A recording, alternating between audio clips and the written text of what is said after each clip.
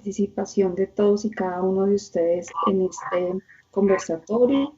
Les vamos a pedir que mantengan por favor sus micrófonos en silencio y así al finalizar, a ver si alcanzamos a tener unos espacios para las preguntas. Entonces, no sé, Miriam, si... Hola Diana, buenas tardes, ¿cómo me le va? Gracias por esta tarde que nos va a regalar. Un saludo para todos. Salamanca, la responsable de inclusión educativa. Un saludo para todos, gracias por participar en esta convocatoria de esta capacitación del ministerio, que es importante para todos ir conociendo e irnos involucrando con el tema de la inclusión educativa para los niños con discapacidad y capacidades excepcionales y de aprendizaje. Un saludo especial también de la doctora Laura. Ustedes saben, pues sus múltiples ocupaciones no le permite acompañarnos, a veces ella está, a veces no, pero de todas formas les envía un saludo y un buen aprovechamiento de este conversatorio que nos va a regalar Diana esta tarde. Entonces, bienvenida Diana y gracias por estar aquí con nosotros. Uno de sus estudiantes, de todos y cada uno de los niños, de las niñas que ustedes tienen en su región, que ustedes tienen en su municipio. No es en vano que hoy la UNESCO y por supuesto el Ministerio de Educación, el lema de la UNESCO es que nadie se quede atrás. Y ese que nadie se quede atrás es porque si miramos, es evidente que hay personas que hemos dejado atrás y tenemos que voltear a mirar y decir, uy, que no se me quede ninguno, que todos vayan y sigan ese camino. Y esa es un poco la invitación. En el que nadie se quede atrás también es reconocer que hemos dejado a personas atrás. Y esa es entonces la premisa que nos invita la UNESCO. Lo siguiente es que todos los procesos sean procesos en los cuales no se tenga ningún ambiente, ninguna acción, ninguna ejecución dentro del sistema educativo que lleven a procesos de discriminación o exclusión. Lo que queremos entonces es que sea una política que promueva el desarrollo, la participación, pero que esa participación realmente sea plena, sea efectiva, no simplemente el estar ahí, sino cómo están los niños ahí, cómo efectivamente se desarrollan, cómo efectivamente participan de todos los ambientes de aprendizaje y que efectivamente estén en el marco de los derechos humanos. Y para eso, de ser necesario, pues hay que establecer cuáles son los apoyos o los ajustes necesarios para que todos los niños y las niñas estén ahí. Cuando decimos todos y todas es absolutamente todos y todas. En algún momento de la historia, quizá sus madres, sus abuelas, incluso, ¿por qué no los hombres? Se quedaban atrás y eran personas que no podían ingresar al sistema educativo. Durante mucho tiempo se dijo que las mujeres no debíamos... y todo eso ha sido un proceso permanente de constante cambio y cada vez seguimos mirando y seguimos diciendo que nadie se quede atrás. Así que cuando hablamos de inclusión y equidad en la educación, pues no hablamos únicamente de los niños con discapacidad, sino que hablamos de todos y cada una de las personas a quienes debemos garantizarles el derecho a la educación. Por eso entonces, inclusión y equidad en la educación lo que debe hacer es reducir las brechas a través, ¿y cómo se reducen las brechas? Pues cuando cada una de mis prácticas pedagógicas, todo lo que yo hago como práctica pedagógica, efectivamente no tiene ninguna barrera y hace que efectivamente no haya exclusión, no haya marginación, no haya vulneración. ¿Cómo hago también para que se haga efectiva una inclusión y la inclusión y la equidad en la educación? Pues cuando todas las políticas, no solo las que saca educación, las que saca la secretaría, sino yo como docente en esas acciones en las que me pongo de acuerdo con mi estudiante, cómo efectivamente hago que todas esos acuerdos en los que establecemos internamente, pues son acuerdos que respetan la dignidad del otro, son acuerdos que hacen que nadie se quede atrás y que por el contrario eliminen las barreras. ¿Sí? A veces tenemos acuerdos en clase de, por ejemplo, aquí nadie puede tomar agua cuando estás en mi clase. Y puede que un sorbito de agua regule y ayude a mantener la atención de 2 o 3 niños. Entonces, es como políticas que pueden ser muy sencillas y pueden llegar a efectivamente eliminar barreras. O todos los títulos tienen que ir con color rojo y resulta que hay un niño que la mamá solo tuvo para comprarle el esfero color negro y no tiene el color rojo. Pero entonces esa política hace que haya una brecha, una barrera que sea excluyente y que efectivamente por el contrario baje la motivación de los niños y las niñas.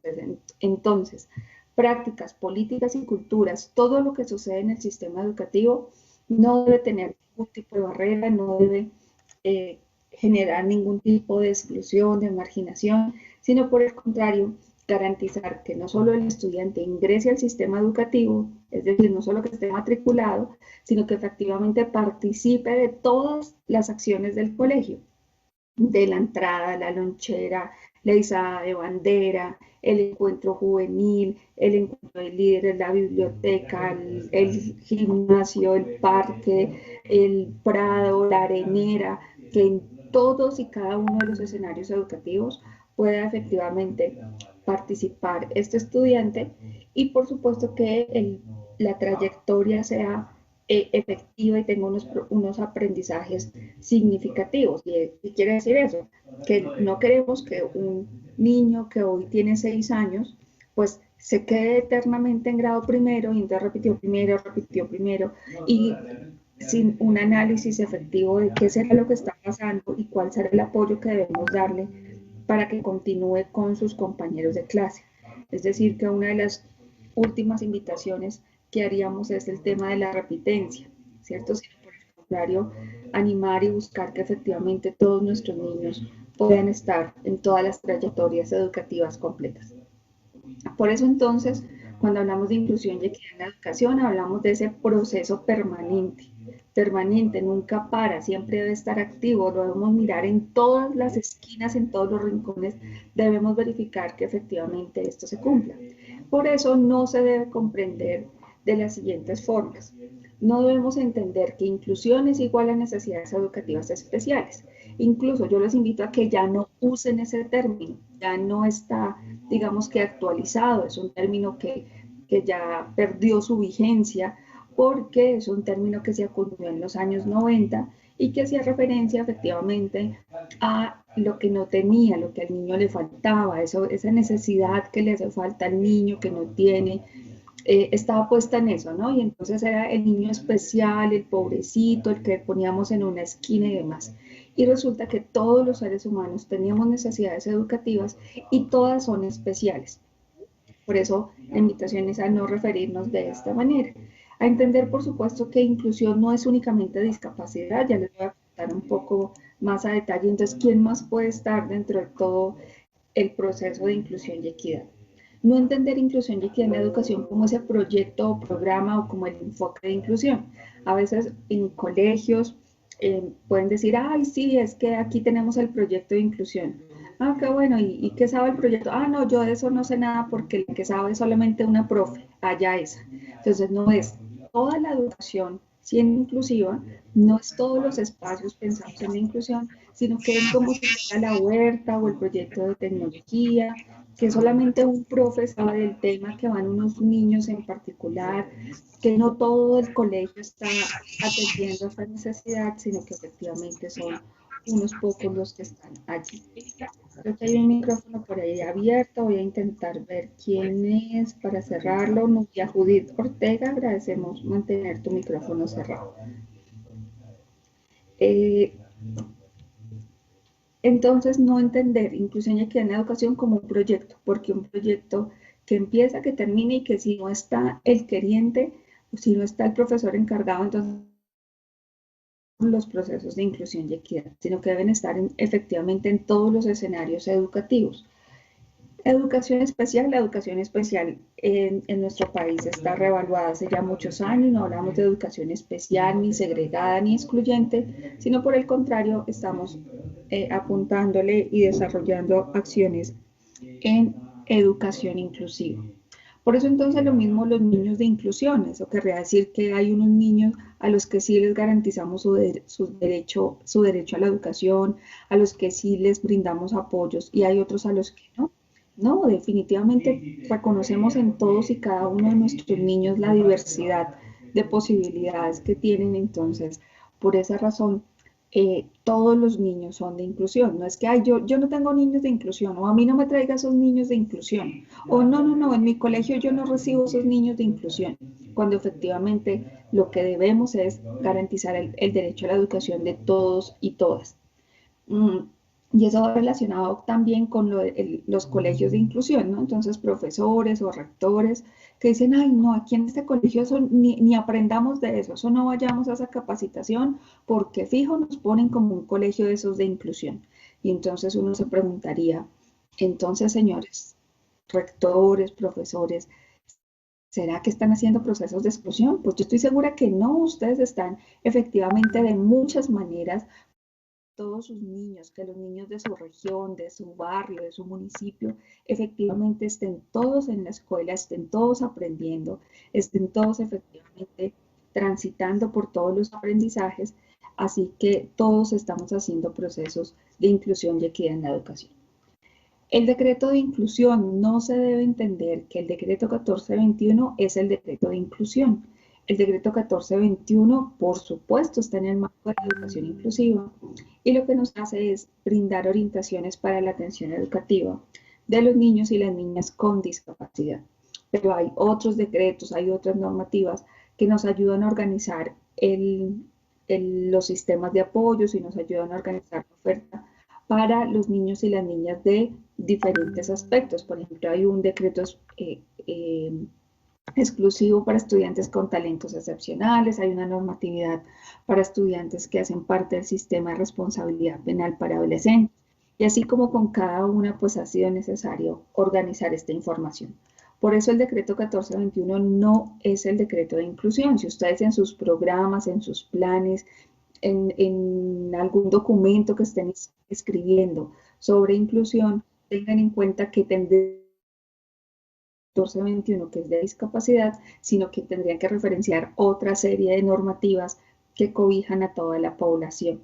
Ahora, si solo están hablando estudiantes con discapacidad, háganlo de esta manera, estudiantes con discapacidad, no niños especiales, no educación especial, no los discapacitados, sino efectivamente atención educativa a quienes, pues a niños, niñas, jóvenes y adultos con discapacidad. ¿Listo?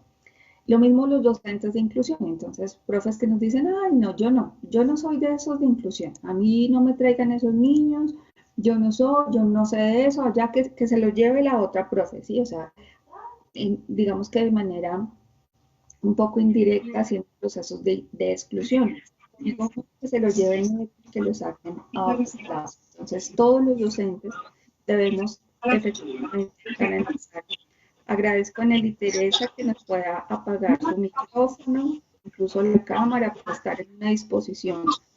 Que ningún niño se quede atrás, que ninguna niña se quede atrás y que no se vaya a quedar atrás, peor aún porque yo decido que se quede atrás, porque yo digo usted no entra en mi clase de biología, o yo a usted no le enseño matemáticas, o yo a usted no le enseño artes, o no, ¿sabe qué? Yo no sé, a mí no me traigan que yo educación física no le enseño a todos, solamente a unos.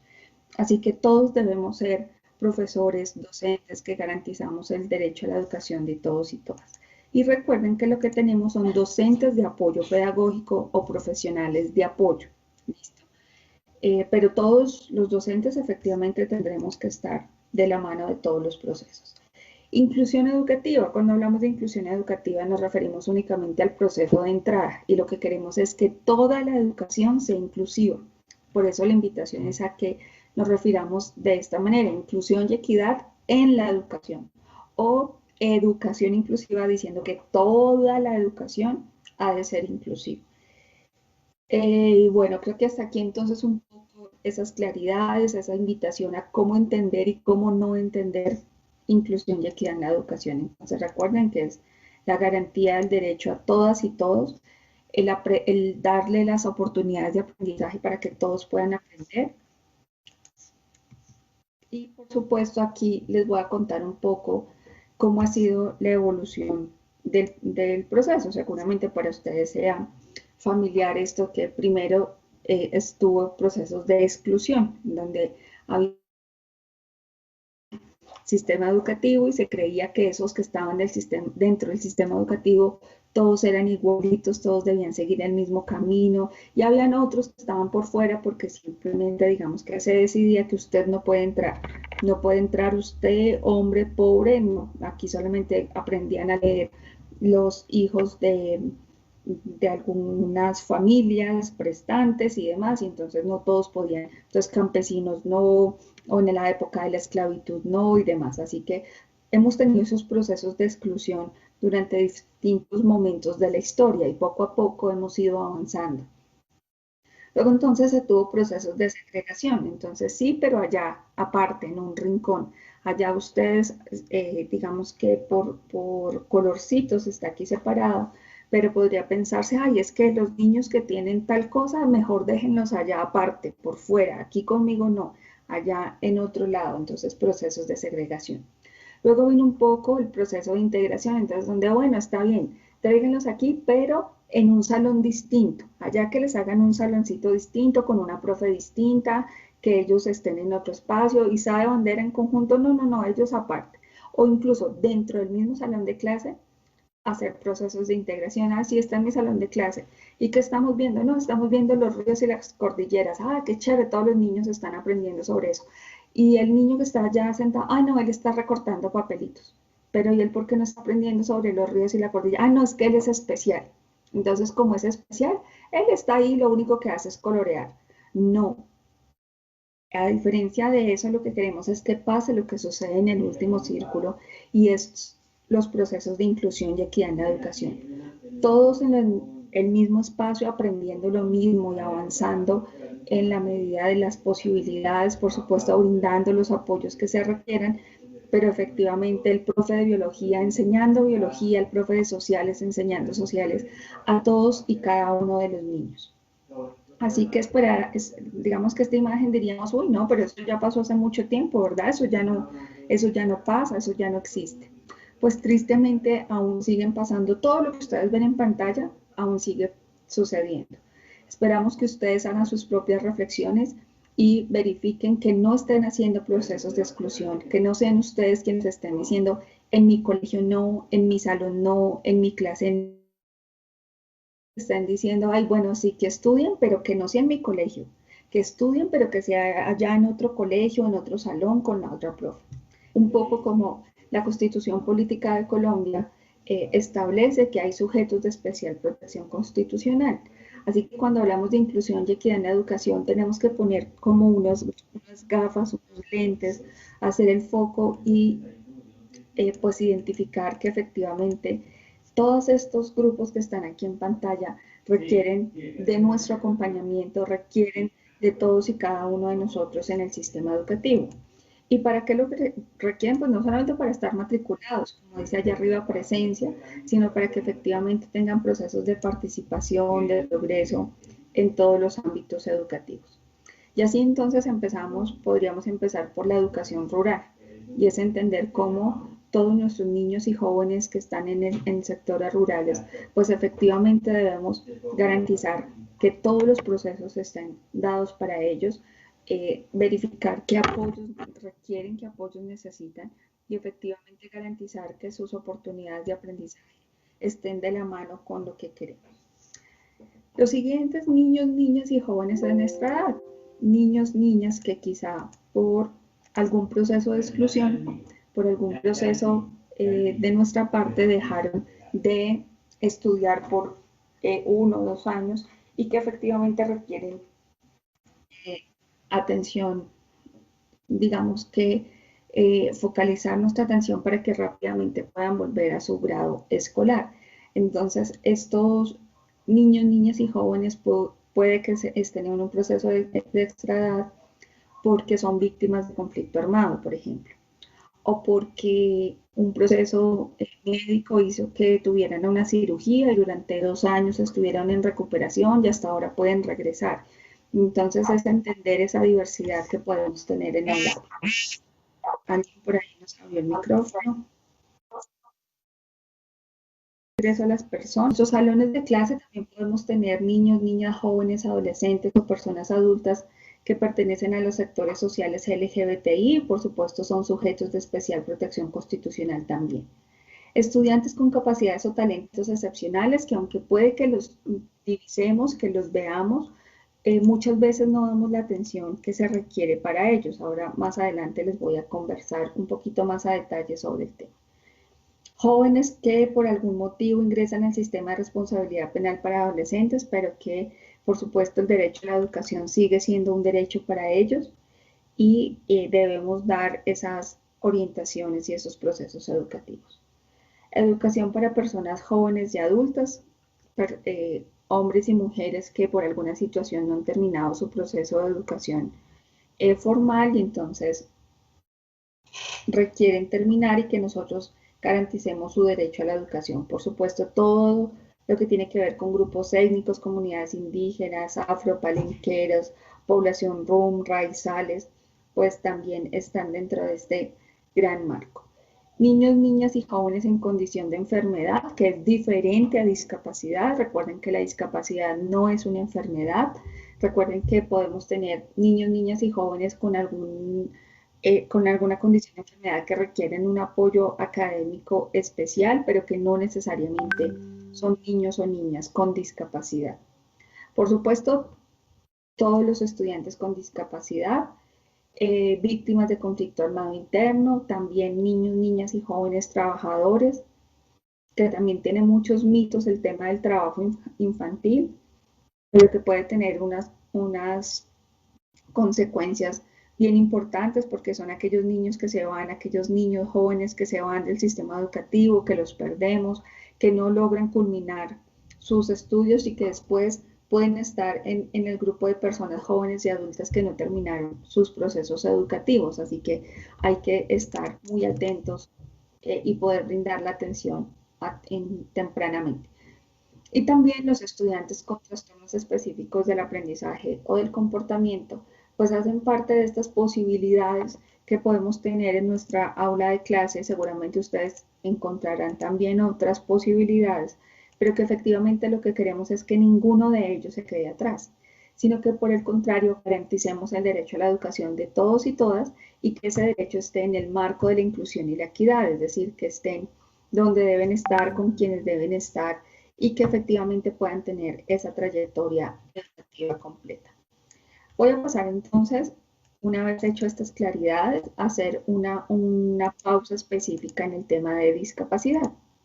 Desde este año, desde el 25 de febrero de este año, el sistema de matrícula se actualiza y entonces lo actualizamos de la mano con la resolución 113 del Ministerio de Salud y Protección Social, en la cual se establece el proceso de certificación de discapacidad y en esta resolución también se establece y se hace claridad sobre las categorías de discapacidad y entonces digamos que quisimos que en todos los territorios se abra el mismo lenguaje, que no es que cuando allá la Secretaría de Salud emita el certificado de discapacidad, salga con una categoría y cuando la mamá, el papá, el estudiante llega a presentárselo al docente, el docente diga, ay, ¿esto ahora cómo lo pongo en el CIMAR? Sino que tal cual como se emite el certificado de discapacidad, tal cual ustedes van a poder registrarlo en el sistema de matrícula. Entonces quedan estas siete categorías de discapacidad. Hay dos categorías que estaban activas antes, pero que no son categorías de discapacidad, hacía referencia más a procesos de diagnósticos y de enfermedad, y que desde el 25 de febrero no se puede reportar a ningún niño ni en la categoría sistémica ni en la categoría voz y habla. ¿Qué pasa con los que ya están allí matriculados? Entonces recuerden, desde el 25 de febrero en adelante no se puede matricular ningún niño en esas categorías, pero los que ya estaban no es que se hayan desaparecido. Ustedes si descargan hoy la matrícula va a aparecer aquellos niños, niñas que estaban allí. La invitación es a que en conjunto las instituciones educativas y la Secretaría de Educación revisen qué niños tienen reportados en estas categorías y revisen las evidencias que tienen. Es decir, Camila estaba en la categoría sistémica. Y entonces ustedes van y revisan la carpeta de Camila y dicen, ay, Camila, ¿por qué estaba en sistémica? Ay, porque Camila es una niña con cáncer que permanece en el hospital municipal. Por ahí bueno, entonces, ¿qué pasa con Camila? Que ustedes van y revisan su carpeta y encuentran que Camila es una niña con cáncer que está siendo atendida en el hospital y que están llevando educación en aulas hospitalarias o en un proceso similar. Pues que efectivamente, y bueno, lo que Camila tiene es, digamos, un cáncer de pulmón, ¿sí? Pero no tiene ninguna discapacidad. Es decir, no, el sistema de salud no nos ha reportado que tenga una discapacidad como tal. Así que en ese caso, Camila, tendríamos que preguntarle al sector salud si efectivamente Camila tiene una de estas categorías de discapacidad o si lo que debemos hacer es reportarla en el CIMAD también. Hay otra categoría que se llama apoyo académico especial y allí está la posibilidad de poner en hospital o en casa. Entonces allí se puede reportar a Camila si es que Camila no es una niña con discapacidad. Recuerden que enfermedad no es igual a discapacidad. Yo puedo tener una diabetes y no por ser una persona con diabetes, soy una persona con discapacidad. No por ser una persona con cáncer, soy una persona con discapacidad. Ahora bien, ¿puedo serlo? Claro que sí. Si mi diabetes es tan avanzada que he llegado a perder mi brazo derecho a razón de la diabetes, pues efectivamente yo soy una persona con discapacidad física. Pero eso lo debe decir salud. Ustedes no se preocupen por eso. Ustedes pídanle a salud que les dé el reporte en términos de esas categorías de discapacidad o que les establezca si efectivamente el estudiante, la estudiante requiere un apoyo académico especial en el hospital por su enfermedad o en casa, muy cuidadosos con que la decisión no sea que todos los niños que tienen algún proceso de diagnóstico entonces ya no están en el colegio, sino que se vayan para su casa, ¿sí? Sino que efectivamente podamos hacer los ajustes que correspondan para que todos nuestros niños puedan permanecer en los procesos educativos. Así que bueno, estas son las 7 categorías que están en el sistema de matrícula y a las que los invitamos. Ahora, en términos de capacidades y talentos excepcionales, también se hicieron unos ajustes importantes en talentos. El primero es hacer evidente una vez más que es talento excepcional en tecnología, es decir, en cada una de las categorías, es decir, aquel estudiante que tiene un potencial de aprendizaje por encima del de sus pares etarios en ese contexto en el que se encuentra. Pero que efectivamente es excepcional, no es que presentó una tarea muy bonita y por eso ya decimos que es un talento en tecnología, sino cuando efectivamente le dedica tiempo, le dedica recursos, le interesa y está ahí. Ese proceso, a diferencia de los otros, todo el tema de talentos excepcionales lo debe hacer desde la Secretaría de Educación y, por supuesto, con los colegios, pero eso es un asunto nuestro. Aquí sí somos nosotros quienes debemos decir, bueno, pongámonos de acuerdo todos los colegios y todos vamos a llevar a cabo el mismo proceso para que efectivamente nuestros niños, nuestras niñas podamos identificar si tienen o no un talento excepcional. Así entonces también quedan estas 7 categorías en el CIMAD. La primera, pues capacidades excepcionales, cuando un niño o una niña presenta un desarrollo global superior en 3 o en más áreas, no tiene que ser en todas. No es que es ese niño, ustedes no van a encontrar un ser humano en el mundo que sea excepcional en todo, en el deporte, en las artes, en la literatura, en todo no, pero sí, efectivamente, en 3 o más áreas sería un estudiante con capacidad excepcional. Y no tiene que ver únicamente con las notas, es decir, no es el niño que me saque 100 en todo, entonces, ay, tiene 100 en 3 o más, entonces de una vez voy y lo reporto. No, debe haber un proceso muy juicioso que con la Secretaría de Educación deberá establecerlo y que debe responder a la sentencia T294 de la Corte Constitucional. Es decir, la Corte ya se pronunció y dijo que era la Secretaría de Educación quien debía hacer este proceso. Y nosotros desde el Ministerio pues acompañaremos el efectivo cumplimiento de esta sentencia, pero es muy importante que ustedes como docentes también tengan claro que no es aleatorio, que no es subjetivo, que no es que a mí me parece, al otro profesor no le parece, sino que debemos seguir un proceso unificado para esto. Permítame un minutico, yo tomo agua que me queda aquí sin voz. Entonces, la siguiente categoría en talento, pues es talento excepcional en tecnología, y dentro de esta categoría entran todos aquellos estudiantes que evidentemente tienen un potencial superior en cosas como computadores, redes, tecnología, aplicaciones, robótica, todo lo que tiene que ver con tecnología hace parte de esta categoría. La siguiente, cuando nos referimos a talento excepcional en ciencias naturales o básicas, pues está biología, matemáticas, química, esas ciencias básicas en las que los estudiantes pueden tener un desarrollo excepcional. La siguiente categoría, talento excepcional en artes o en letras, pues aquí están todas las posibilidades que nos dan las artes y que nos dan las letras, es decir, aquí están escritores, literatos, poetas, pero también en temas de artes visuales, cine, todo el tema de radio, televisión, teatro, música, danza, todas las artes escénicas, todas las artes plásticas, está en esta gran categoría. El siguiente, bueno, en esta hay que tener presente que si el estudiante es un estudiante muy hábil en la música, pero también en la pintura, pues es un estudiante con talento excepcional en artes o en letras, ¿sí? Ahí todavía no nos salimos a una capacidad excepcional porque hace parte de la misma categoría, a no ser que efectivamente ya se tenga una tercera relacionada con otra de los campos de pensamiento. La siguiente, talento excepcional en actividad física, ejercicio o deporte, pues entran todos los deportes y todas las posibilidades de actividad física, es decir, aquí también entra patinaje, que a veces en algunos escenarios no es determinado como tal, algunos tipos de patinaje como deporte, así que por eso se denomina actividad física, pero también entrarían, por ejemplo, los juegos indígenas, los deportes indígenas, entra todo lo que tiene que ver con movimiento aquí en esta categoría. La siguiente, talento excepcional en ciencias sociales o humanas, pues está allí todo el relacionamiento con estas ciencias, y la última, talento excepcional en liderazgo social y emprendimiento.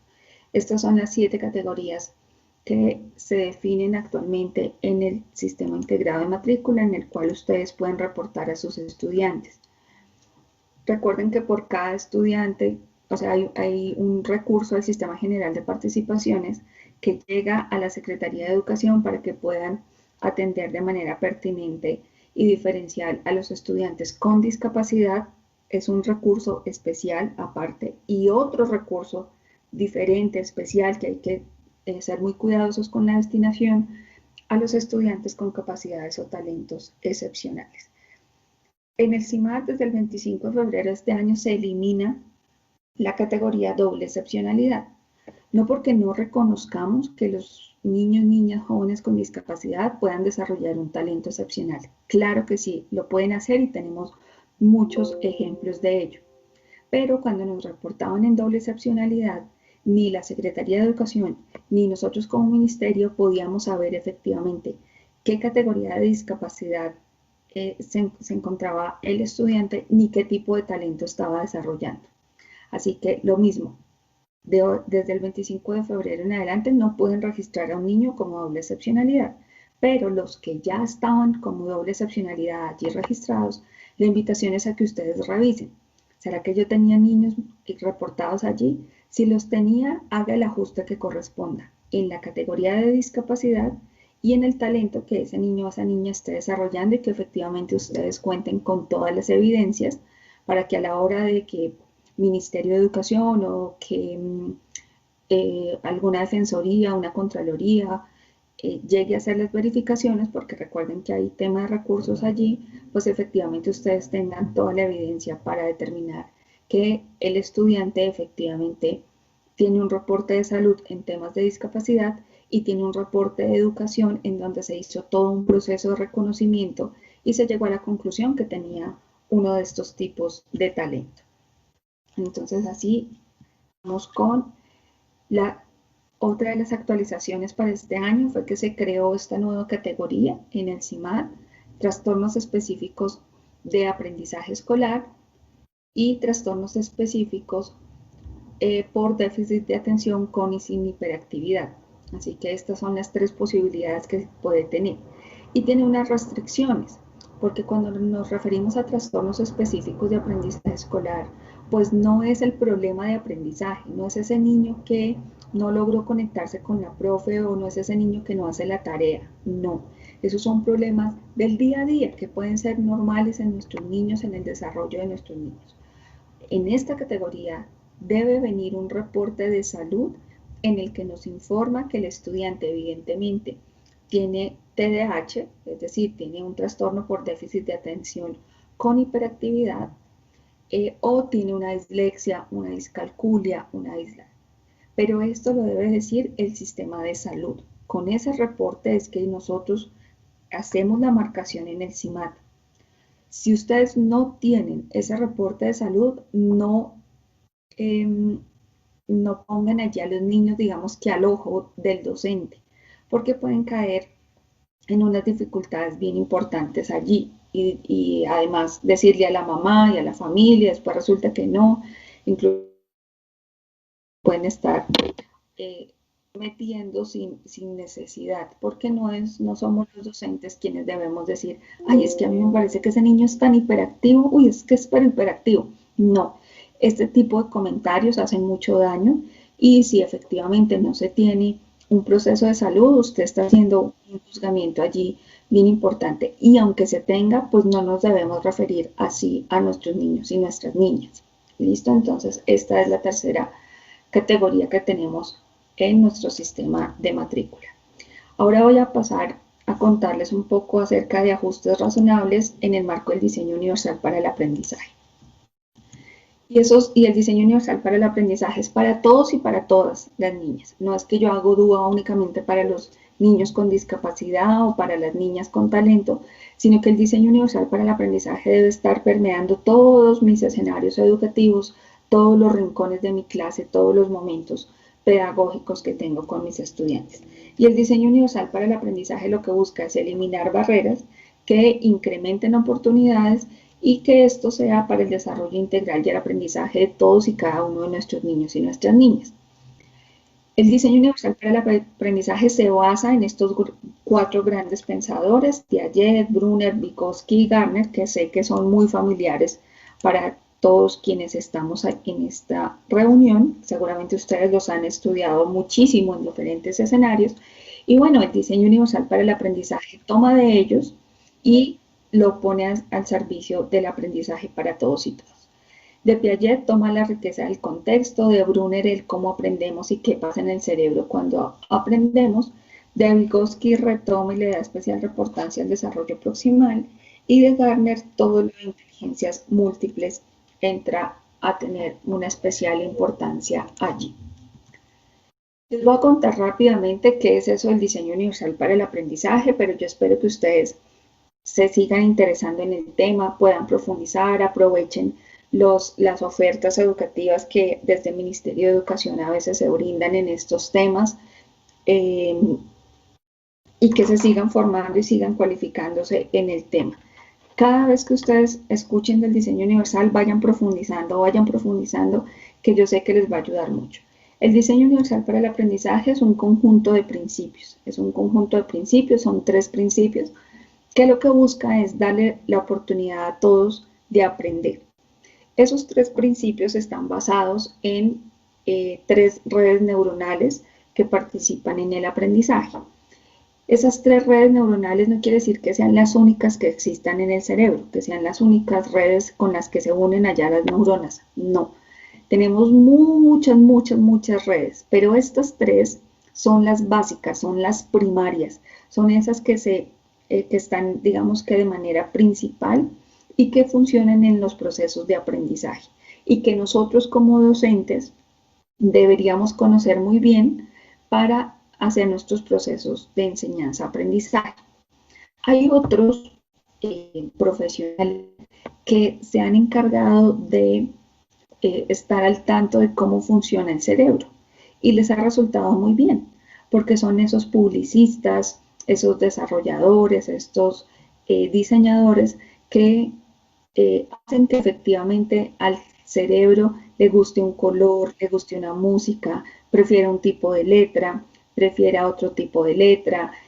Así que cuando ustedes ingresan a un almacén de cadena, a un supermercado, pues resulta que las marcas pagan por la ubicación en el estante. Es decir, una marca que está ubicada a la altura de los ojos, que es lo primero que ve la persona, pues es una marca que paga un poco más porque sabe que el cerebro lo primero que va a recibir es su marca, lo primero que va a ver.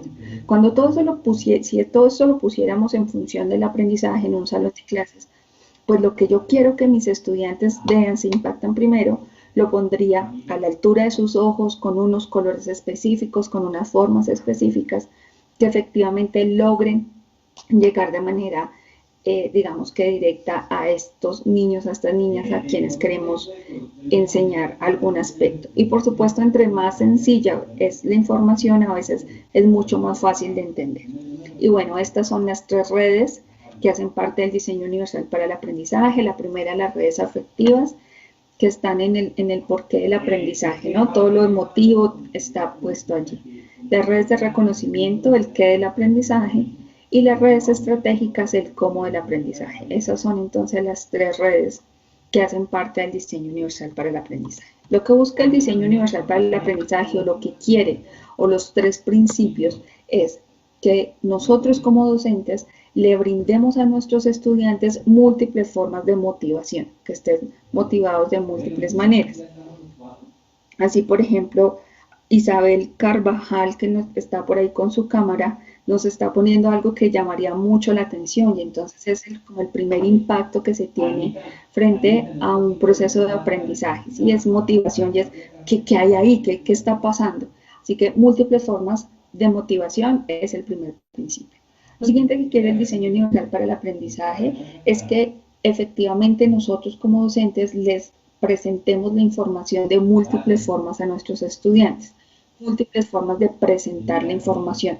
Y esto tiene que ver mucho con los sentidos, cuando efectivamente hacemos uso y de manera consciente buscamos que los sentidos estén en función de recibir la información y que ésta esté relacionada directamente con el objetivo de aprendizaje.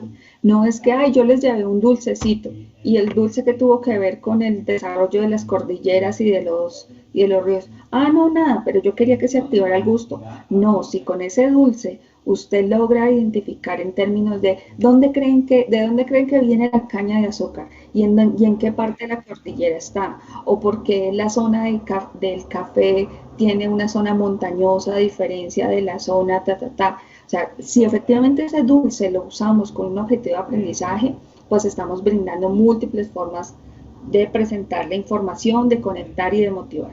Y lo tercero lo que queremos es, por supuesto, que los estudiantes tengan múltiples formas de participar en su proceso de desarrollo y aprendizaje, que no sea lineal, cuadriculado, una única forma, solo saquen una hojita, una pregunta A, B, C y se acabó, sino que efectivamente en todos los procesos de aprendizaje ellos estén de manera activa y estén participando de múltiples maneras, y que desde allí también se entienda todo el proceso de evaluación formativa, y no de evaluación, digamos, que únicamente al finalizar un proceso, sino que la evaluación sea un proceso permanente de observación y de interacción entre estudiantes y docentes. Esto de manera así súper general. Lo que queremos es que si se hace uso del diseño universal para el aprendizaje, vamos a tener estudiantes más motivados y decididos, de identificar esos recursos con los que mejor aprenden, y vamos a tener estudiantes orientados a cumplir sus metas, porque en la medida en que pueden participar de cada uno de los escenarios, de cada uno de los rincones de aprendizaje, de cada uno de estos momentos pedagógicos, pues efectivamente ellos van a ir cumpliendo sus metas y van a estar muchísimo más motivados. Si ustedes quieren tener estudiantes motivados y decididos, yo los invito a hacer uso del principio de la novedad. ¿Cómo funciona esto? Yo sorprendo al otro, lo puedo sorprender de muchas formas. No tengo que convertirme en un saltimbanqui o en un mago o en un payaso o en un mimo para sorprender al otro. Yo puedo sorprender con una frase que puse, yo puedo sorprender con una imagen, yo puedo sorprender con algo que pegué en el piso, yo puedo sorprender porque los recibí con una canción, pero que efectivamente ese efecto, ese principio de la novedad, esa cosa que yo uso como efecto sorpresa, tenga una relación directa con el objetivo de aprendizaje de la clase.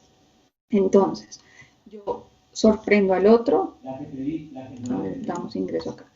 Entonces, se presenta la novedad, yo sorprendo al otro, el otro entonces lo que hace es que yo lo busco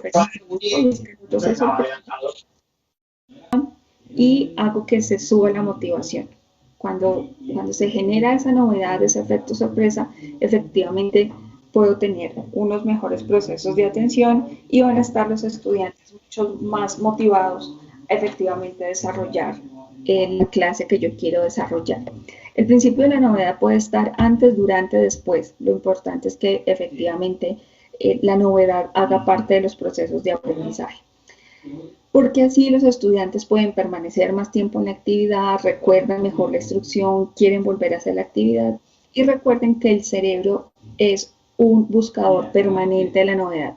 A todos los cerebros, es decir, a todos nosotros nos encanta algo nuevo, algo novedoso, pusieron un nuevo almacén, vieron la nueva cancha, el colegio lo pintaron, todo eso que es nuevo, que genera una novedad, el cerebro va a estar dispuesto a recibirlo. El cerebro es un buscador de la novedad, le encanta. Y por eso el efecto sorpresa es un mecanismo natural que funciona como esa palanca que nos ayuda en los procesos de aprendizaje. Así lo que queremos entonces es, de manera general, sin entrar a conocer el cerebro, ni sus sustancias, ni cómo funciona, pero sí es muy importante que nosotros como docentes entendamos que cuando en el cerebro se activa la dopamina, pues se activa porque se están presentando cosas nuevas.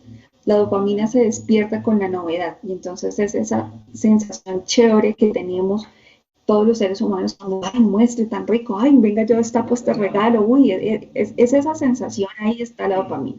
Cuando eso sucede en el aprendizaje y el estudiante dice, uy, muestre qué fue lo que el profe trajo, uy, esto qué pasó hoy en esta clase, qué va a pasar, es cuando efectivamente el escenario que es la dopamina activa.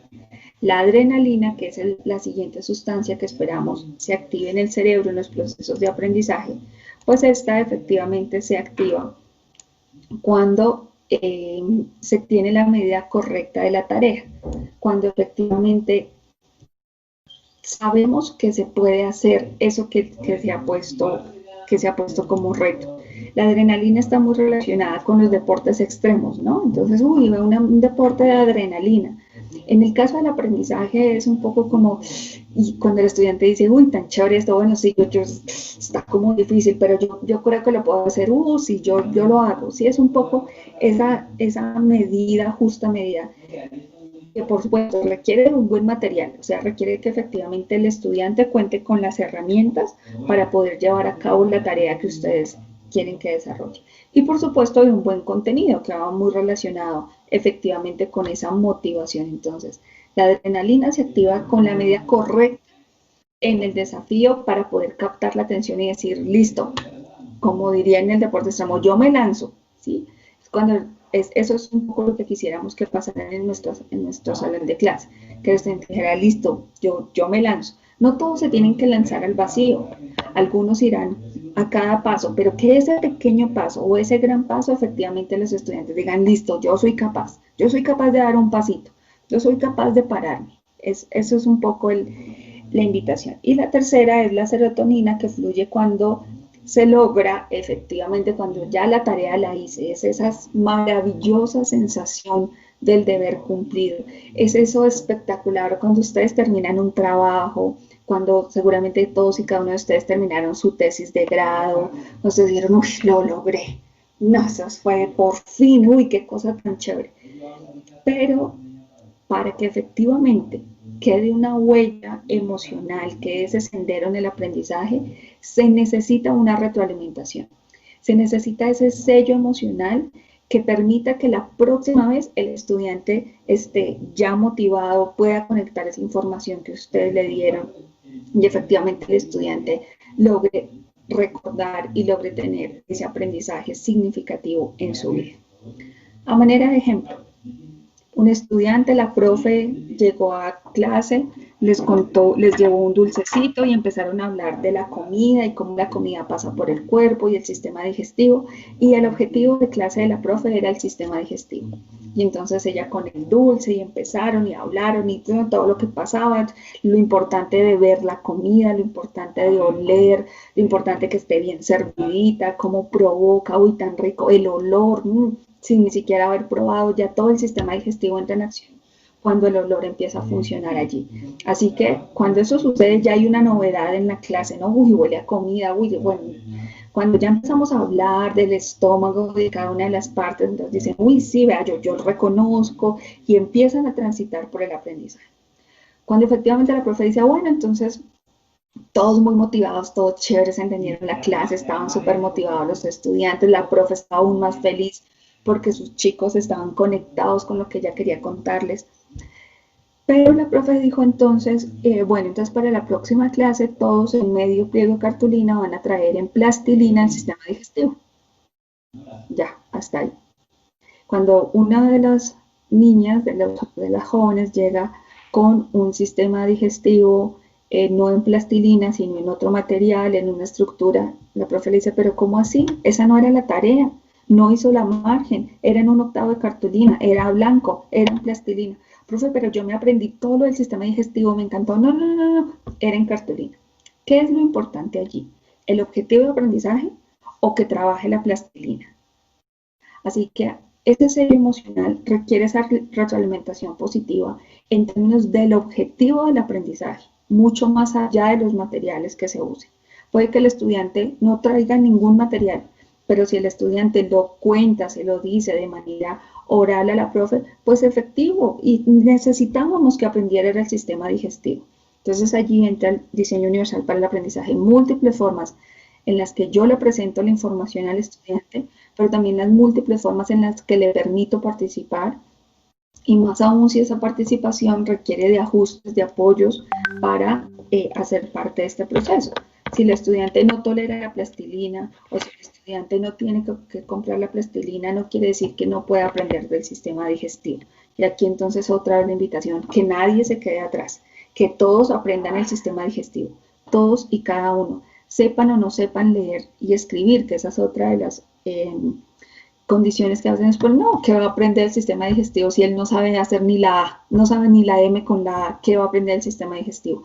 Claro que sí, porque una cosa es decodificar el código lectoescrito del español y otra cosa son los aprendizajes que están inmersos en todo el trayecto educativo. Así que yo, sin saber leer y escribir en japonés, podría aprender del sistema digestivo si una profe me presenta las imágenes y me presenta el video y me explica, aunque no sea en mi idioma. ¿Listo? Así que esa es otra de las barreras que a veces se presentan. Por eso lo que tenemos es lo que pasa en esta imagen, que tenemos 3 estudiantes que tienen una barrera de madera para ver el partido y 3 cajoncitos en los que están montados cada uno de ellos.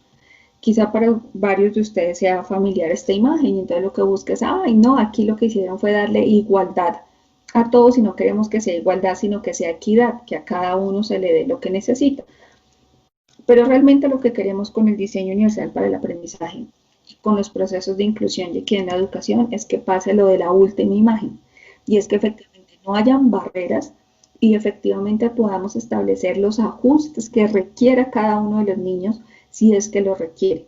Pero lo que queremos es efectivamente que no haya ningún tipo de barreras en el aprendizaje. Por eso entonces se trata de tener claro que los niños y niñas, adolescentes, necesitan de herramientas para tener igualdad de condiciones. Y vamos entonces ahora a hablar un poco de qué es un currículo flexible, qué son los ajustes razonables y cuáles son esos materiales que se requieren para ello. Entonces, cuando hablamos de flexibilización curricular, hablamos de un proceso como tal. Los ajustes razonables, esa acción específica, y los apoyos pedagógicos, los recursos que hacen parte del proceso estudiantil. Voy a hacer una pausita aquí. Cuando hablamos de que un currículo es flexible, es porque ese currículo mantiene los mismos objetivos generales para todos los estudiantes. La fotosíntesis, el sistema digestivo, las cordilleras, los fraccionarios, mantiene el mismo objetivo general: fortalecer pensamiento matemático, relacionarse con el medio ambiente, los mismos objetivos generales para todos los estudiantes, pero da diferentes oportunidades de acceder a ellos. Es decir, que ese currículo ajusta su enseñanza desde la diversidad social, cultural, de estilos de aprendizaje, y lo que busca es dar a todos la oportunidad de aprender. Nos referimos a un currículo flexible. ¿Qué son los ajustes razonables?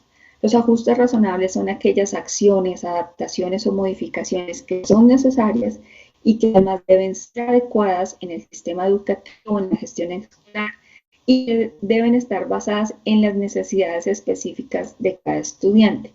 Con recursos, vamos a ver cuáles son esos recursos, que sean específicos y que persisten a pesar de que se incorpore el diseño universal para el aprendizaje.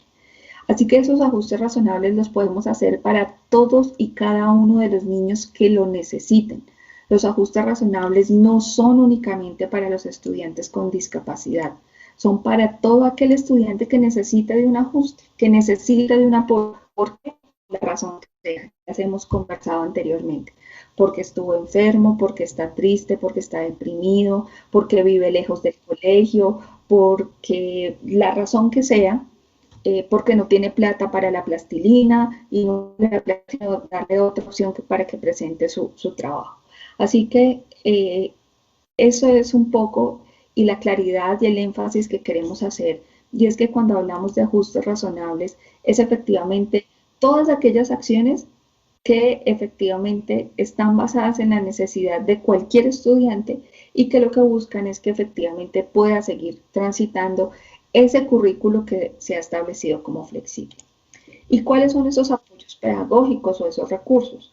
Pues son herramientas, recursos técnicos, tecnológicos, didácticos, pedagógicos, que permiten implementar esos ajustes razonables que hemos establecido y que han sido diseñados para cada uno de los estudiantes, ¿sí? Si es que lo requieren. Los apoyos de ajustes razonables son específicos, son únicos. Deben ser pensados en cada una de las personas que lo requieren. Y son razonables. Yo puedo hacer un ajuste, pero que ese ajuste sea razonable es cuando efectivamente es pertinente, es eficaz, cuando le facilita la vida al niño, cuando le facilita la participación, cuando le genera satisfacción, cuando el niño dice: ay, profe, gracias, de verdad, yo con ese apoyo que usted me dio soy feliz, fue lo mejor, fue muy bueno eso que, o sea, genera esa satisfacción en los estudiantes, y por supuesto eliminan cualquier posibilidad de exclusión. Entonces, los que no trajeron plastilina salen del salón. Los que no, un ajuste razonable es todo lo contrario, aquel que invita a todos los procesos de inclusión y equidad en la educación. Los apoyos de ajuste razonable son esas herramientas para acceder al aprendizaje. No deben cambiar lo que se aprende. Los apoyos de ajuste razonables no deben cambiar lo que se aprende. Lo que sí deben es transformar los medios de cómo se aprende. Eso deben hacer los apoyos de ajuste razonables. Aquí como unos tips. Los apoyos de ajuste razonables facilitan la igualdad de oportunidades y participación de todos nuestros niños y nuestras niñas. No dependen de un diagnóstico médico de deficiencia. Es decir, ay, es que como yo no tengo el diagnóstico de ese niño, yo no sé ni qué le duele, entonces yo no le hago un ajuste. No depende, porque nosotros los docentes, ustedes que tienen tantos años de experiencia, pueden y saben hacer ajustes pedagógicos y saben el camino que debe tomar el estudiante, aunque no tengan ese diagnóstico. Claro, a veces esos procesos de certificación de discapacidad nos dan más luces frente a los apoyos que pueda llegar a tener.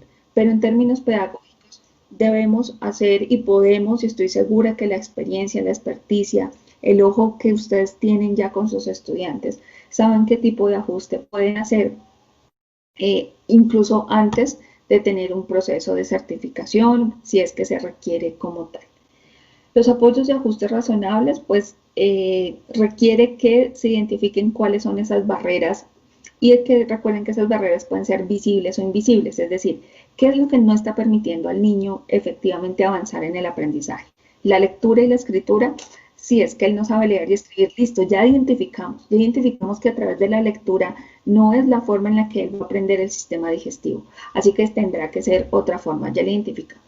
Pero hay otro tipo de barreras que son invisibles y es cuando el profe de biología dice, ay no, ese no sabe leer ni escribir, ay no, que mire a ver que la barrera no está efectivamente en el sistema digestivo. La barrera está en la actitud del profe que dice que si no es con lectura y escritura no puede haber ningún proceso de aprendizaje. Entonces, ¿dónde está la barrera? Hay que identificar cuáles son esas barreras, dónde están y cómo podemos transformarlas. Y así, una vez identificamos las barreras, pues podemos saber qué apoyo y qué ajuste necesita el niño.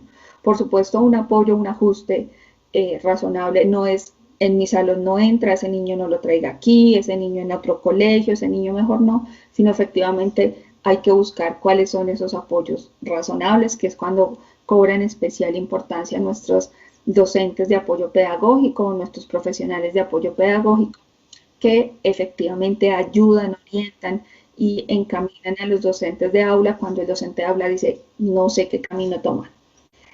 Los apoyos de ajustes razonables se concretan con los procesos de valoración pedagógica. Entiendas esa valoración pedagógica no como un diagnóstico, sino como efectivamente yo valoro pedagógicamente lo que el niño, el proceso del niño o la niña, es decir, cuando yo valoro que sabe manejar el celular, cuando yo valoro que le gustan los dinosaurios, cuando yo valoro que él se lava los dientes por sí solo, cuando yo valoro todas esas cosas pedagógicas de cada uno de sus contextos familiares, educativos, con sus amigos, es cuando efectivamente yo puedo encontrar esos apoyos que se me pueden concretar con eso que yo sé que ya sé, o sea, yo ya valoré que sabe manejar el celular, listo, por el celular es un apoyo que me puede servir, que me puede ayudar. Eh, participan aquí, ¿quiénes participan en los apoyos de ajustes razonables? Pues participan todos los docentes, todos los orientadores escolares, por supuesto las familias y los mismos estudiantes, que a veces son ellos quienes tienen las respuestas frente a las mismas barreras, porque han sucedido, conozco casos en los que la mamá dice, ay no, cuando yo quiero que él esté juicioso, sentadito haciendo su tarea, yo le pongo un balón en los pies y eso hace que él está todo el tiempo moviendo el balón, no hace ruido, pero hace que lo ayude a concentrarse y a estar más tiempo haciendo la actividad. Bueno, pues fácil pista de cómo en el colegio podría suceder algo similar. Entonces hay que convocar siempre a las familias y a los estudiantes. A continuación les voy a dar 10 recomendaciones para realizar procesos de flexibilización curricular y ajustes razonables. Son 10 recomendaciones que hemos ido recopilando de estas conversaciones, son sencillas, pero que quisiéramos que ustedes se quedaran con ellas. La primera, realizar procesos de flexibilización posterior a la implementación del diseño universal para el aprendizaje. Y eso se refiere a la flexibilización curricular, ¿sí? Una vez se implementa el diseño universal para el aprendizaje, ahí sí identifiquen si es necesario hacer un proceso de flexibilización curricular. Si se requiere de un apoyo o un ajuste, este debe estar siempre presente, incluso en los procesos de evaluación. Entonces, ¿cuál es el ajuste? No, pues para que ella pueda avanzar más rápido se le permite usar la calculadora. Bueno, que bien. Y en la evaluación, no, se la quitamos. No, si ese fue el ajuste, hágalo en todo el proceso. Hágalo desde el inicio hasta el fin. Y no quiten los ajustes o los apoyos en procesos de evaluación, sino todo lo contrario, es donde más deben estar esos apoyos. Se deben definir qué, cómo y cuándo flexibilizar, siempre partiendo de un proceso de valoración pedagógica del estudiante, que era lo que les comentaba hace un momento. En lo posible, no realizar flexibilización y ajustes a las metas de aprendizaje. Recuerden que eso es lo último. Seguir siendo las mismas y lo que ajustamos son las formas en cómo se accede al aprendizaje. No es necesario hacer todos los ajustes a la vez, sino es porque a veces el profe también puede perder el control de tanto ajuste a la vez. No, vayan de a poquitos.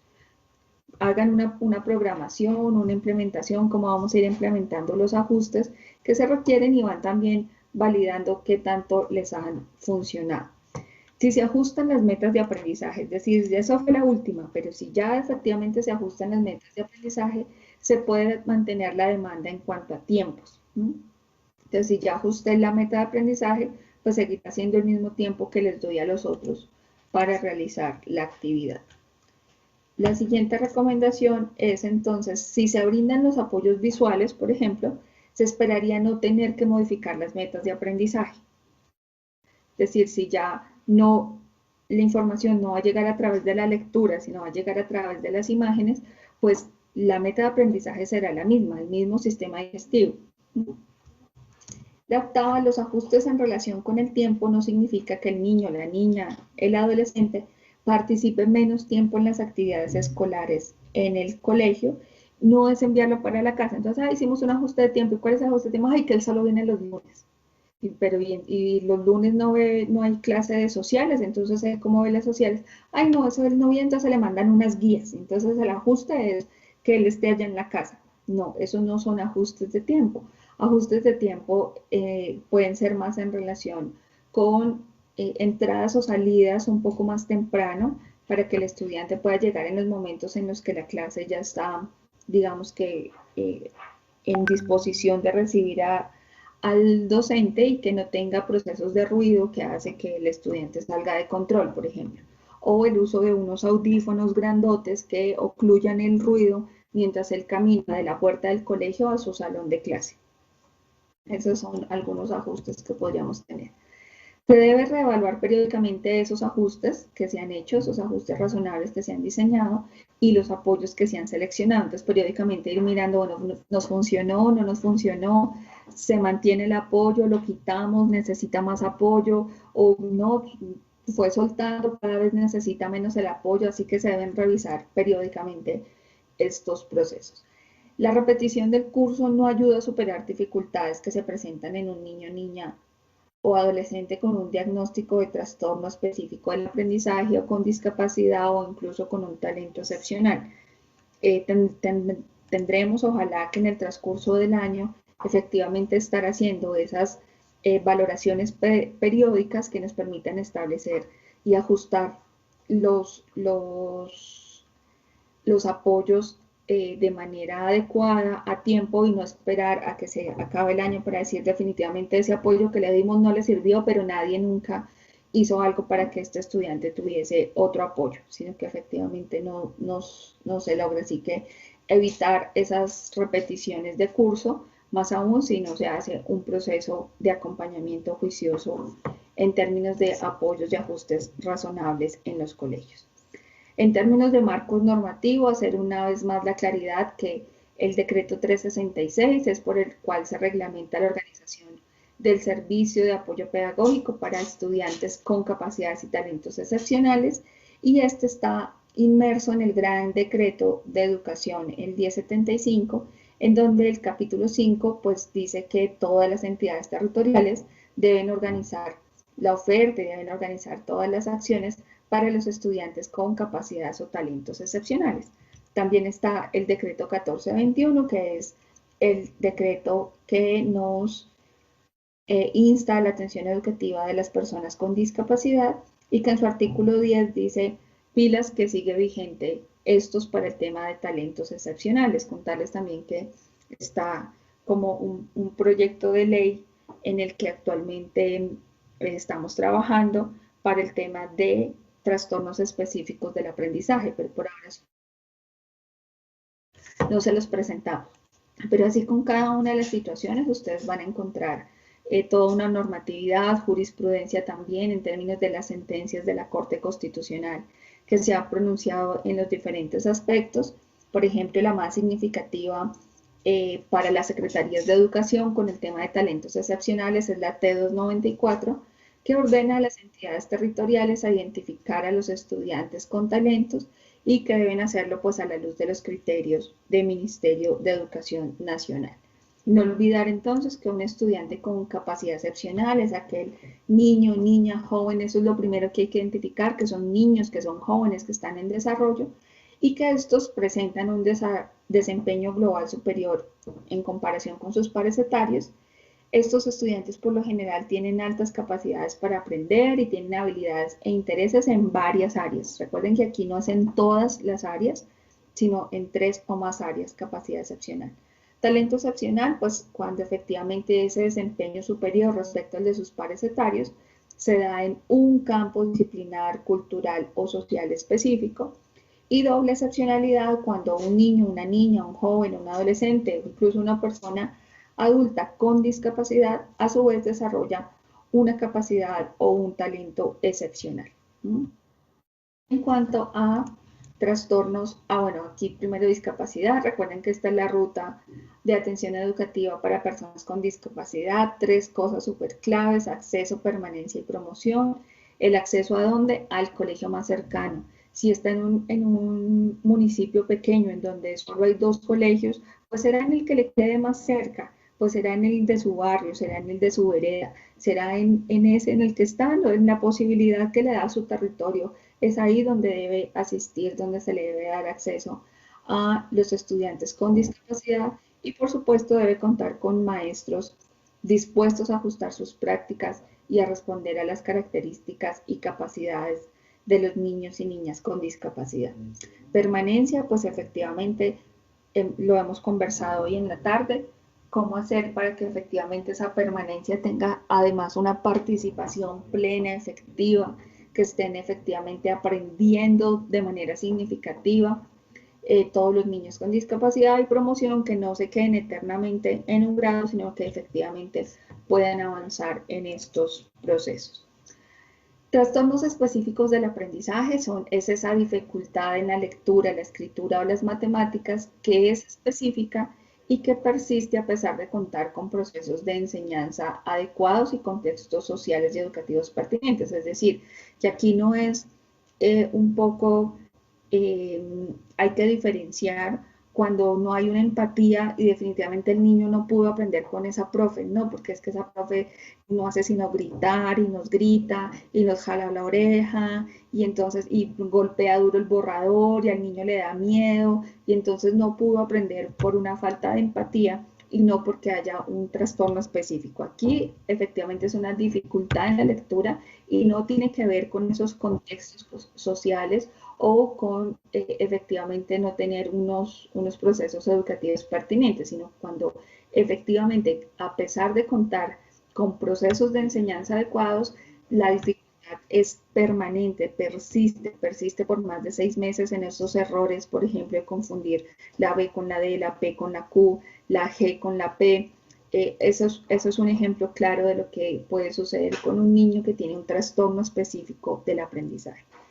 Estos se manifiestan habitualmente con esas dificultades que son significativas en los procesos de lectura y escritura y que que se esperaría que de acuerdo a su edad ya se hayan superado. Es decir, es normal que un niño de 5 años, de 6 años, haga ese tipo de confusiones, está en un proceso de aprendizaje, se puede equivocar, es normal que todos en algún momento hayamos hecho ese tipo de confusiones. Pero si efectivamente esa dificultad se mantiene y está por encima de ese rango de edad y del grado de escolarización, es decir, ya está en segundo, tercero, y efectivamente el niño sigue presentando de manera permanente este tipo de errores que le hacen tener otro tipo de situaciones escolares, de no poder leer en voz alta, de temblarle la voz, de ellos mismos dicen es que me bailan las letras, pues efectivamente es cuando nos pensamos que hay un trastorno específico del aprendizaje. Pero también tener en cuenta que es diferente un trastorno específico del aprendizaje a una discapacidad de tipo intelectual y hay que separarlas muy bien, porque un estudiante con discapacidad no necesariamente tiene un trastorno específico en el aprendizaje. ¿Listo? Esa dificultad en el aprendizaje y en cómo se usan las aptitudes académicas se ve evidenciada por la presencia de al menos uno de los síntomas que han persistido por lo menos durante 6 meses. Ya vamos a ver cuáles son esos síntomas, pero mínimo 6 meses en los que efectivamente, a pesar de que se le ha ayudado, de que la familia es comprometida, de todas las posibilidades, el niño sigue manteniendo, ahí es cuando decimos signo de alarma. aquí algo está pasando, no somos nosotros educación, no somos nosotros docentes quienes decimos, uy, este niño tiene algo, no, sino que remitimos todos estos signos de alarma al sector salud para que ellos hagan los procesos que a ellos les competen y efectivamente establezcan qué pasa con el niño o con la niña. Pero nosotros como educación sí hacemos esos signos de alarma. Signo de alarma presenta en repetidas ocasiones confusión de la B con la D. Y entonces aquí entra un poco los ajustes que hablábamos antes. Si conocemos, si sabemos, si evidenciamos que el niño está presentando estas dificultades, pues no hagamos un proceso de exponerlo delante de sus compañeros a leer en voz alta, a ridiculizar, a hacer un proceso de burla por un proceso de lectura que seguramente el niño está teniendo dificultades específicas allí.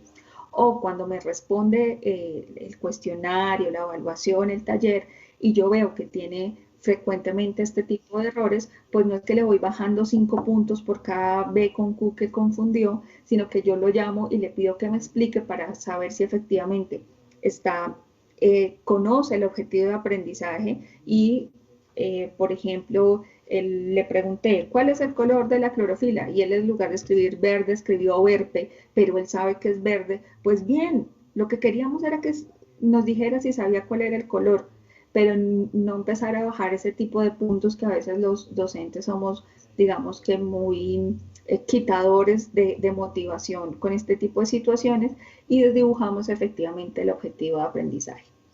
El origen de los trastornos específicos de aprendizaje es neurobiológico, es decir, que hay algo que está pasando allá en su cerebro que hace que el niño efectivamente no pueda transferir esta información de manera adecuada. Y esto persiste en todas las etapas de la vida. Ustedes quizá puedan conocer a alguna persona que dicen, ay, si yo toda la vida he confundido la B con la D, menos mal ahora existe el celular y el teclado porque ya no tengo que pensar yo cuando escribo a mano para dónde es que va la bolita, la barriguita va adelante, la barriguita va atrás, sino que digamos que se puede solucionar un poco cuando se tiene otro tipo de apoyos, como un celular, una tablet, una forma distinta de escribir. ¿Listo? Los trastornos específicos del aprendizaje no deben entenderse como discapacidad intelectual o como trastornos visuales o auditivos no corregidos, es decir, un estudiante con baja visión, un estudiante que no le han puesto las gafas que requiere, pues lo que tiene es una situación visual que una vez tenga sus gafas seguramente va a poder hacer el proceso, así que no se debe confundir con este tipo de trastornos visuales o auditivos o con otros trastornos mentales neurológicos, digamos que distintos. Lo mismo con todo el tema psicosocial, ¿no? A veces puede que el niño esté deprimido, puede que tenga otro tipo de situación y que efectivamente no sea un trastorno específico del aprendizaje. Y no corresponde a las dinámicas relacionadas con no asumir normas o desafiar la autoridad. Ah, es que como él no hace caso, es que es un indisciplinado y entonces por eso le dicen, ay, es que tienes un trastorno del aprendizaje. No, puede que sea otro tipo de situación en términos de seguimiento de autoridad, en términos de cómo siguen las normas y que efectivamente no se tenga un trastorno específico del aprendizaje. Así que por esa razón hay que ser muy cuidadosos a la hora de señalar estos signos de alarma, de reportarlo a salud y que efectivamente una vez tengamos el reporte de salud es cuando efectivamente podemos hacer un reporte en ESMAD y también podemos hacer procesos, ajustes que nos ayuden a eso. Uy, aquí empezó a sonar algunos síntomas para los trastornos del aprendizaje, los trastornos específicos del aprendizaje o el comportamiento. Recuerden que se originan por alteraciones de los procesos cognitivos y que esta está relacionada con algún tipo de disfunción biológica, es decir, algo pasa en su cerebro. Deben un momento, por favor.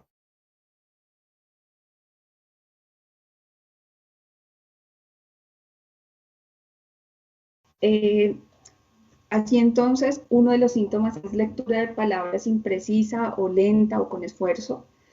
Otro síntoma que se puede para comprender el significado de lo que lee y que esto cambie si se hace en voz alta, si se hace en voz silenciosa o si otros les leen. Es decir, si yo le leo, él comprende bien, pero si él lee, se le dificulta mucho comprender. Así que eso es uno de los signos de alarma. Dificultades con la expresión escrita. Entonces, a la hora de escribir a mano, se puede estar evidenciando algún tipo de errores que se mantienen allí. Dificultades para dominar el sentido numérico cuando hablamos de una discalculia, entonces todo lo que tiene que ver con pensamiento matemático, y dificultades con el razonamiento matemático. Estas, digamos que son 5, son muy generales, habrán otros síntomas que podríamos empezar a identificar con el tiempo y que en la medida en que sigamos conversando y que ustedes puedan aprovechar los procesos de formación que se dan en el ministerio, pues también lo puedan hacer. Contarles que actualmente estamos llevando a cabo un diplomado con la Universidad Nacional bueno, realmente estamos llevando a cabo 3 diplomados, uno, inclusión y equidad en la educación de niños, niñas y jóvenes con discapacidad, otro de talentos excepcionales y otro de trastornos específicos del aprendizaje. Estos son financiados 100% por el ministerio, entonces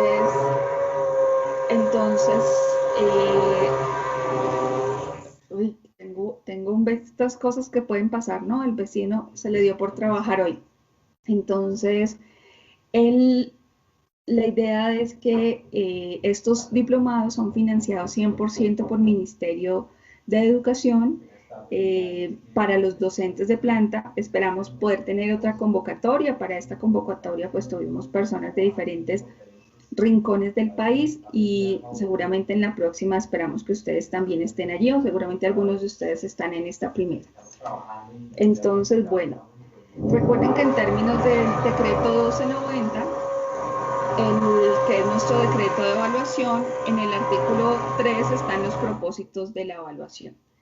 Estos propósitos de la evaluación institucional, pues tenemos 5 propósitos. Yo me voy a detener en el tercero, pero para que ustedes puedan revisar de manera muy, digamos que muy precisa, que la evaluación no es dar un número, la evaluación no es responder a una calificación del 1 al 10. Sabemos que llevamos muchos años hablando de esa evaluación formativa, de esa evaluación permanente, pero retomen estos propósitos que nos dice el decreto 1290. ¿Qué evaluamos?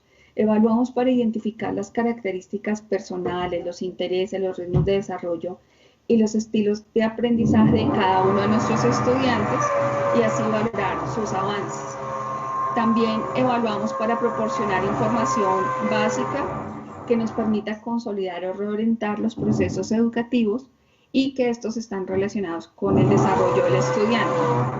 También evaluamos para suministrar información que nos permita a nosotros como docentes implementar estrategias pedagógicas para aquellos estudiantes que presenten debilidades y para aquellos estudiantes que presenten desempeños superiores en su proceso formativo. Así que la evaluación me da información que me permite ajustar mi estrategia pedagógica. Por supuesto, la evaluación también nos permite determinar la promoción de estudiantes y la evaluación debe aportar información para ajustar o para implementar el plan de mejoramiento institucional. En ese sentido, pues inclusión y equidad en la educación está completamente de la mano con estos propósitos de la evaluación institucional de los estudiantes. Hasta aquí quisiera abrir el chat para leer los comentarios que ustedes puedan tener, alguna pregunta. Les vamos a enviar a través de Nidian, creo que ya la tiene, me parece que ya se la envié esta presentación, si no volvemos a enviarla para que ella la pueda compartir con todos ustedes. En el chat está el link para registrar la asistencia. ¿Qué más veo por aquí?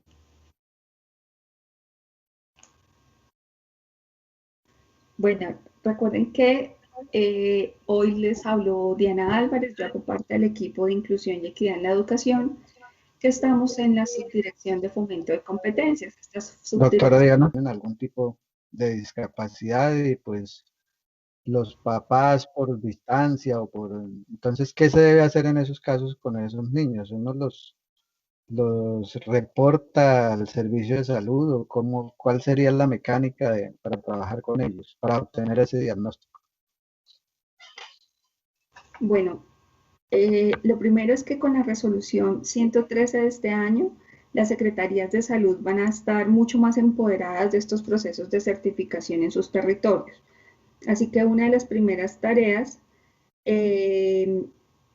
va a ser efectivamente que los niños y las niñas que están en nuestro sistema educativo puedan ser remitidos desde el sector educación al sector salud, es decir, entre secretarías, decir, bueno, ya empezó la tarea, miren, necesitamos con prioridad tales estudiantes.